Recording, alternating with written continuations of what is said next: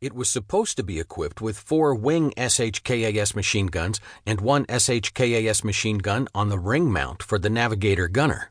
It would carry up to 250 kilograms of bombs. In May 1938, the government of the USSR approved the plan for the construction for 2 years.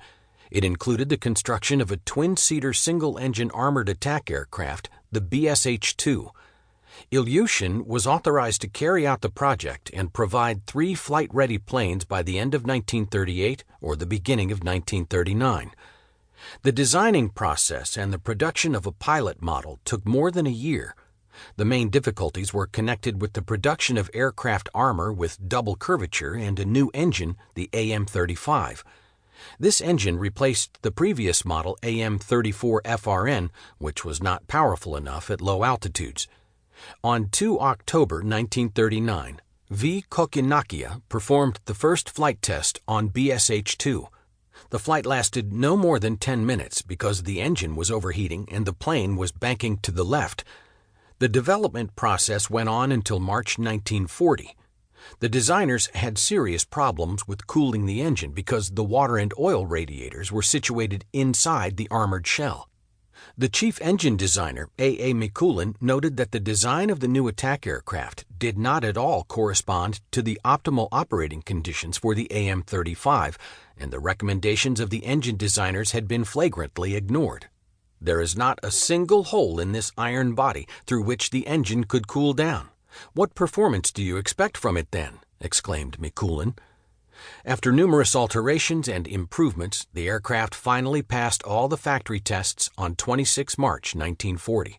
It performed 14 test flights with a total duration of 4 hours and 46 minutes. The flight characteristics of the plane were checked only in 4 flights.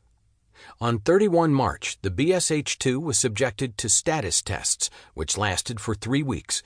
The report of the Engineering Council of the Air Force Research Institute dated 11 May admitted that the aircraft was easy to operate, but it failed to correspond to the directional stability and control capability requirements and did not provide enough forward view for the pilot. The report also noted that despite a year and 3 months delay in producing the prototype, the performance characteristics of the aircraft were still not satisfactory. For example, the plane's range was only 618 kilometers instead of 800 kilometers, and its maximum near-ground speed was only 362 kilometers per hour. To improve the speed characteristics of the aircraft, the Council recommended replacing the AM-35 engine with the more powerful AM-38, which had the same weight and dimensions. The Council also recommended replacing 2 of the SHKAS machine guns. The Council made a motion to construct 65 BSH-2 aircraft for battle tests, which had to show the advantage of the new aircraft in combat.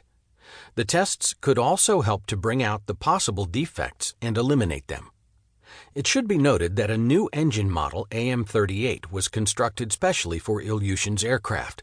That was unprecedented. The AM-38's critical altitude was only 2,800 meters, and it did not fit any other aircraft at that time. This fact shows that Ilyushin was influential and had important connections among the higher authorities. In his letter to the head of the Defense Committee dated May 1940, People's Commissar Timoshenko expressed his opinion that it would be inexpedient to construct as many as 65 planes for identifying defects.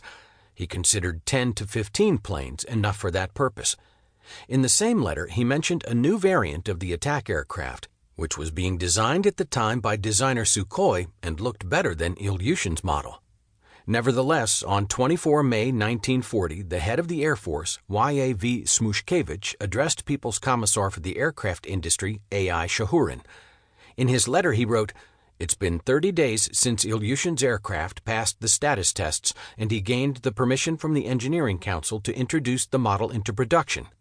I consider that the Air Force needs this plane urgently. I ask you to speed up the process of making the final decision on putting the armored attack aircraft designed by Comrade Ilyushin into production." The letter stated that Ilyushin had given guarantees that he would improve the plane's flight characteristics, install 2 20mm or 23mm guns, and provide the means for aimed bombing and shooting during the dive.